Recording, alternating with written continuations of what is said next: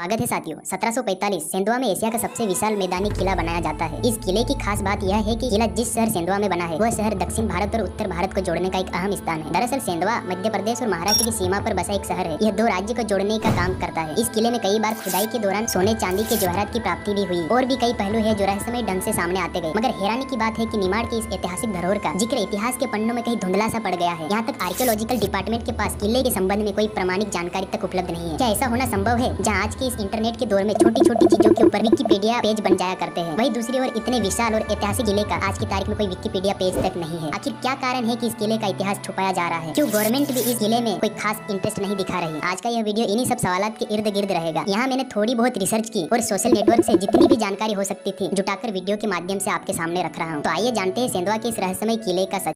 14वीं शताब्दी में सेंधवा परमार वंश के अधीन हुआ करता। शायद ये वही वक्त था जब परमार राजा ने सेंधवा के इस किले का निर्माण मिट्टी से करवाया। क्योंकि सेंधवा का इतिहास घोड़ों के व्यापार से रहा है, इसलिए किले के मुख्य द्वार के पास एक विशाल अस्तबल भी बनाया गया। फिर कुछ सालों बाद जब पश्चिमी निमाड़ पर होलकरों का साम्राज्य आया, तब होलकर राजा सूबेदार मल्लेराव ने इस किले का पुनः निर्माण करवाया और इस बार इसका क्षेत्रफल 52 एकड़ तक कर दिया। और इस किले को बनाने के लिए इस काले पत्थर का इस्तेमाल किया गया है। मल्लेराव शिव भक्त हुआ करते थे, इसलिए किले में एक शिव मंदिर भी बनाया गया है। क्योंकि से जितने भी किले बनाए गए वो किसी ऊंचे स्थान पर बनाए गए हैं। क्योंकि किला बनाने का उद्देश्य यही होता था, किसी ऊंचे स्थान से दूर दूर तक निगरानी रखी जा सके और दुश्मन भी आसानी से किले तक ना पहुंच सके। मगर यहाँ उल्टा हुआ और सेंधवा का यह 52 एकड़ में फैला किला पूरी तरह से समतल जगह पर बनाया गया, जिस वजह से यह किला दूसरे किलों की तुलना में अपनी एक अलग पहचान छोड़ता है। सेंधवा का यह किला 4 दीवारी का चौकोर आकृति का है और किले में हर एक दिशा पर एक गेट बनाया गया है। हालांकि वर्तमान में केवल 3 ही गेट प्रयोग में लिए जाते हैं। इसका चौथा गेट जर्जर होने की वजह से बंद कर दिया गया है। प्रत्येक दीवार का साइज लगभग 10 से 12 फीट है। मुगल कालीन डिजाइन बनाई गई है। साथ ही किले में 2 प्रकार के तालाब बनाए गए हैं, एक पुरुषों के लिए, एक महिलाओं के लिए। एक तालाब में आज भी पानी भरा होता है। समय समय पर सेंधवा के किले पर अलग अलग साम्राज्य ने अपनी सत्ता स्थापित की है। परमार, होलकर, मुगल,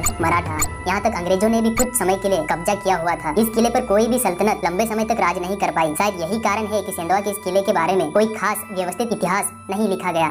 सेंधवा शहर व्यापारिक दृष्टिकोण से भी महत्वपूर्ण स्थान रहा है, क्योंकि यह राष्ट्रीय राजमार्ग नंबर 52 पर स्थित है। आगरा मुंबई का यह रूट सेंधवा से ही होकर गुजरता है। एक समय में सेंधवा के इस किले पर सैन्य बल की टुकड़ियां डेरा डाला करती थी और आवागमन पर नजर भी रखती थी। 1857 की क्रांति में आदिवासी के कुछ शूरवीरों ने इसी किले पर अपना बसेरा किया करते थे और अंग्रेजी खजाने को लूट कर गाँव वालों में बांट दिया करते थे। क्योंकि उस समय किले के आसपास घना जंगल हुआ करता था। यह छुपकर निगरानी रखने की सही जगह थी।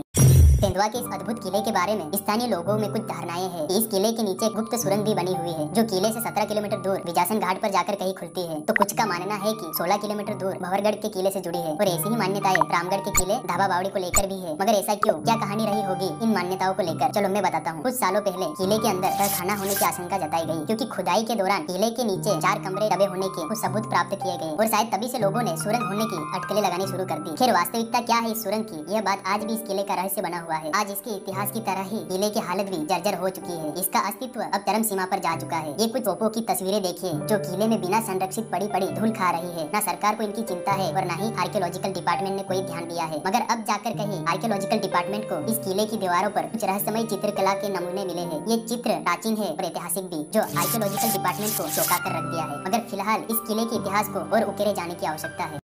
इस किले से जुड़ी कुछ एक और घटना सामने आती है। कुछ सालों पहले किले में गैर कानूनी तरीके से मंदिर बनाए जाने पर बवाल खड़ा हो गया था। क्योंकि मामला लोगों की आस्थाओं से जुड़ा था, इसलिए केस कोर्ट तक गया था। मंदिर का निर्माण कार्य काफी पहले शुरू हो चुका था, बाद में निर्माण कार्य पर रोक लगा दी। अगर आपको डिटेल में पढ़ना है तो डिस्क्रिप्शन में लिंक दे रहा हूँ, जाकर पढ़ लेना।